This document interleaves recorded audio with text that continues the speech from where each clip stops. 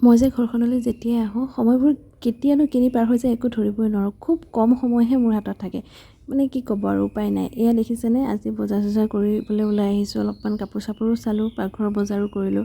আচলতে কথা পাতিবলৈ বা কিবা কৰিবলৈ বজাৰ সমাৰ ঘূৰিবলৈ সময়বোৰ যেন একেবাৰে কম হৈ যায়। তথাপি এয়া জীয়েকক কথা বুজাই আছে কি কৰিব লাগিব, কি কৰিব নালাগিব, ভৱিষ্যত কেনেকুৱা হ'ব লাগিব। আৰু বুজাই থাকিলেতো নহ'ব। এয়া আকৌ দুয়োগৰাকী ওলাইছে এটা অনুষ্ঠানলৈ বুলি। সেয়া আৰু বুজি গ'লোঁ যে সেইকাৰণে ময়ো ওলাই দিলোঁ লগতে। অনুষ্ঠান এটা আছে, অনুষ্ঠান এটা খুব ধুনীয়া অনুষ্ঠান।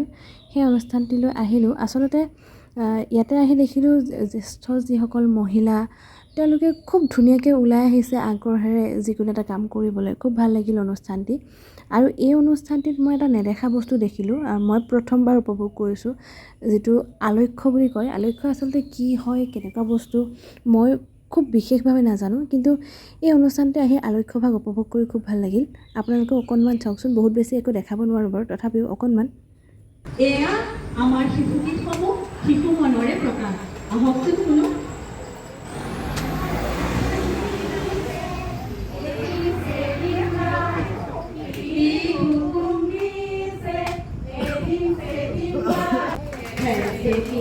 থাকোঁতে অপলাই তই নাযাবি, অপলাই তই নাযাবি, ভৰিব লাগিব ধন।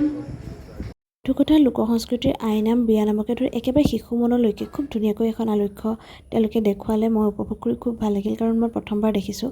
তাৰপিছত উপভোগ কৰিলোঁ নৃত্য, গীত, এটি হাজং নৃত্য জ্যেষ্ঠ মহিলাসকলৰ। এটি খুব সুন্দৰ অনুষ্ঠান হৈ গ'ল।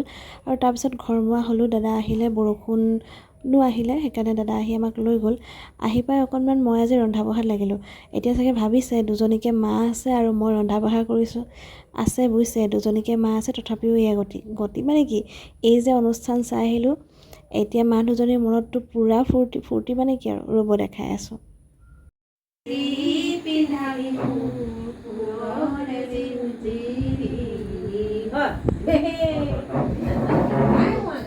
আচলতে আমাৰ পাকঘৰবোৰত মহিলাসকলৰ মাজত অনেক প্ৰতিভা থাকে। সেই প্ৰতিভাসমূহ বিকাশ কৰিবলৈ হ'লে এটা পৰিৱেশ লাগে। আজি আমি তেনে এটি পৰিৱেশৰ মাজৰ পৰা আহিছোঁ, আৰু সেইটো কাৰণে মোৰ মা দুজনীৰ মনতো বিৰাট মানে ফূৰ্তি আৰু একে গান গুণগুণাই আছে। সেইকাৰণে আজি সন্ধিয়াটো এনেকেই, আৰু আজি সন্ধিয়াটো বুলি নহয়, হয়তো আজি এই সন্ধিয়াটোতে এইখন ঘৰত মোৰ এইবাৰলৈ শেষৰটো দিন। কাইলৈ মই যামগৈ।